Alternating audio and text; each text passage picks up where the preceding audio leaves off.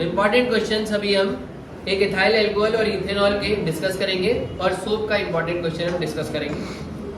सबसे पहले हम इथाइल एल्कोहल की बात करते हैं। तो इथाइल एल्कोहल में सबसे इंपॉर्टेंट क्वेश्चन जो बनता है वो है रिएक्शन के बेसिस पर किस तरीके से इथाइल एल्कोहल से, यानी कि इथाइल एल्कोहल जिसको हम ले रहे हैं उसमें वाटर रिजेक्ट आउट कर कर एक नया प्रोडक्ट क्या बनता है।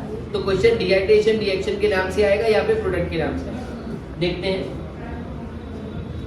तो इसमें देखेंगे तो एक खास बात देखने को मिलेगी किसकी प्रेजेंस में हो रही है, और जिसकी प्रेजेंस है वो मोस्ट ऑफ द रिएक्शंस में आपको इस चैप्टर में देखने को मिलेगी। देखते हैं CH3 CH2 OH in the presence of concentrated H2SO4।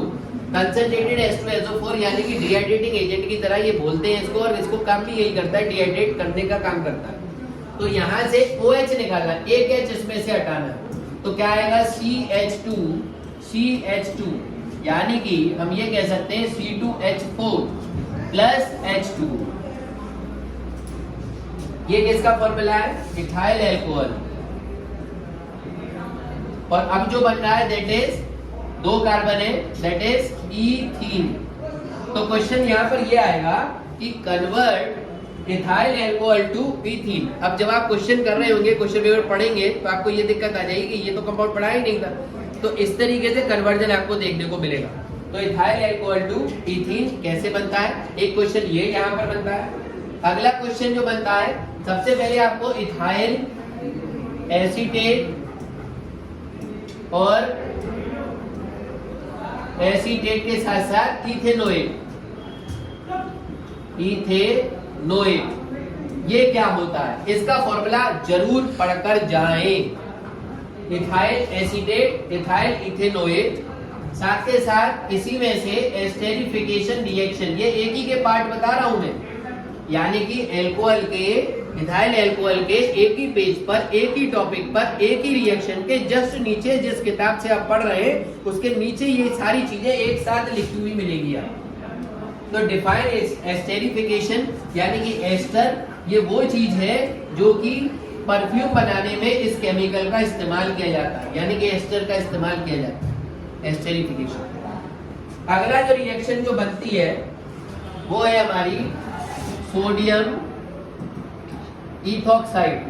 Sodium ethoxide का मतलब है CH3 CH2 OH in the presence of alkaline KMnO4, in the presence of alkaline KMnO4 plus 2 moles of nascent oxygen, 2 moles of nascent oxygen।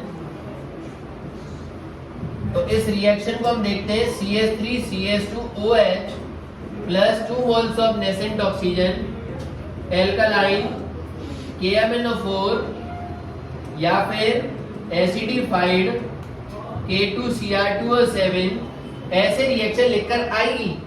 हो सकता है आपसे कुछ इसमें से चीज को एब्सेंस करके आपसे पूछ लिया जाए, तो क्या करना है, इसमें से CH3 CH2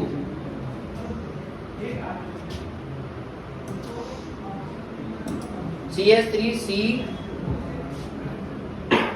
इतने H2O को हटा दो, CH3C डबल O लगाना है, COOH प्लस, तो आपने यहाँ क्या देखा CH3C डबल OH, तो क्या निकला यहाँ पर, वाटर रिजेक्ट आउट हुआ। इस तरीके से आपको ये यहाँ पर रिएक्शन बनाना है। अब ये जो कंपाउंड बनना है ये इंपॉर्टेंट रिएक्शन का कंपाउंड बन गया। एक और देखते हैं,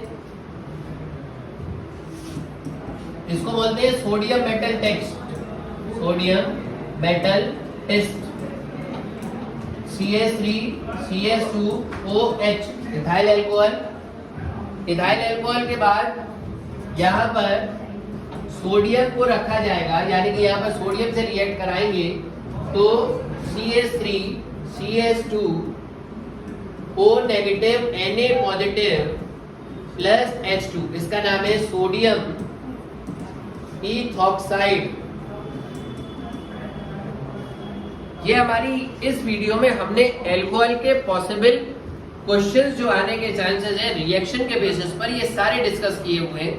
आप इन सारे रिएक्शंस को कॉपी में लिखेंगे और इसको तैयार करेंगे। दूसरा एस्टेरिफिकेशन क्या होता है ये आपको तैयार करना है। इसके बाद बर्निंग टेस्ट के नाम से इथाइल अल्कोहल को जानते हैं। बर्निंग